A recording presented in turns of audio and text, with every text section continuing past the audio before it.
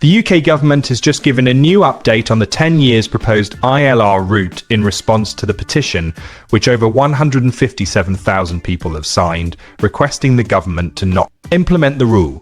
Now, many people will be expecting a positive response from the government, because if this rule is implemented, many people are going to lose their settled status in the UK and will have to leave the UK immediately. In this video, we will tell you what the UK government has responded to regarding this 10 years proposed ILR route.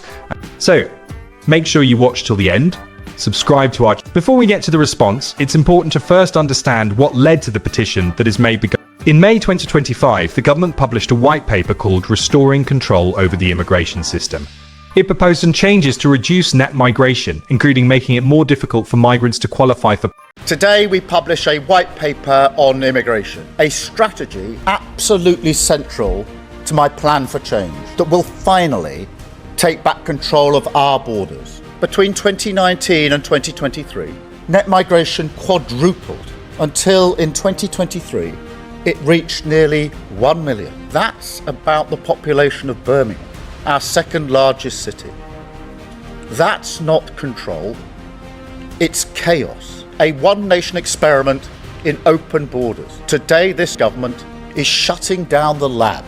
This status gives people broadly the same rights as British citizens, such as to work without restrictions, and claim at present the standard qualifying period for indefinite leave to remain is 5 years. The white paper proposes changing this to 10 years, but allowing some people to qualify more quickly. Under this earned settlement proposal, there will be a shorter pathway than 10 years for people who have made... The white paper does not say how these points will be earned or how much of a reduction on the 10-year qualifying period will be available. No changes to the rules have been made yet. Which visa categories will be affected by the longer qualifying period? There are explicit exemptions to partners of British citizens who will continue to qualify for settlement after 5 years, and for victims of domestic abuse, see paragraph 265.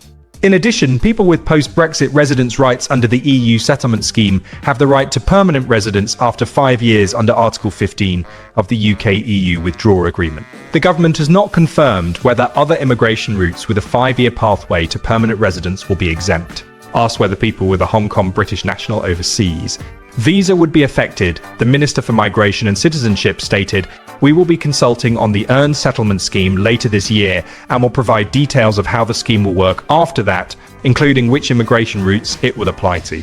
The consultation has not begun yet. Will people already in the UK be affected by the longer qualifying period? The government has not confirmed whether people already in the immigration routes affected will have to wait longer for settlement, as opposed to the change only applying to those arriving after the implementation date. The white paper's technical annex suggests that the Home Office does envisage that the change will affect those already here. A number of those currently in the UK are likely to leave due to it taking longer to gain settled status. PDF paragraph 11. Net migration, legal migration, quadrupled in the space of just 4 years. And so just we to be have clear, let's just remind newscasters, and many will know really simple terms, just to put it in. Which includes new counter-terrorism powers to go after criminal gangs, to tackle the dangerous small boats that undermine border security. So we have other policies underway for that, and we will set out further measures around asylum and border security as well later on in the year. But this particular white paper is about how we reform the legal migration system, how we basically bring the immigration system back under control. Right. Similarly, the BBC and Financial Times have reported, citing unattributed government sources, that this is the government's intention, possibly with mitigations for people who are already close to qualifying for settlement. MPs have been asking questions on this issue, but the responses so far have said that it will also be addressed as part of the consultation process. The Keep the 5-year ILR pathway for existing skilled worker visa holders petition that the proposed increase to the qualifying period should only apply to future arrivals, and that existing skilled worker visa holders in the UK should be exempt. Skilled worker is the main UK work visa. It includes the health and care worker subcategory for NHS staff. The petition is open until the 23rd of November 2025 and had received 157,000 signatures at time of writing. In its response to the petition, given on the 17th of June 2025, the government stated that, as with several other measures in the immigration white paper, the proposals on earned settlement will be subject to a formal consultation process, and we welcome this contribution to that process. The Keep 5-year ILR terms to Hong Kong British National Overseas Visas petition urges the government to keep the permanent residence qualifying period for this visa at 5 years. The BNO visa was launched in January 2021 in response to concerns about an erosion of human rights in Hong Kong.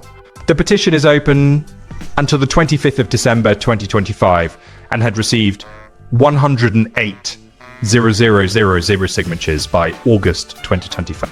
In its response to the petition given on the 11th of July 2025, the government stated, "We are firmly committed to the existing Hong Kong community in the UK and all those who will arrive in future.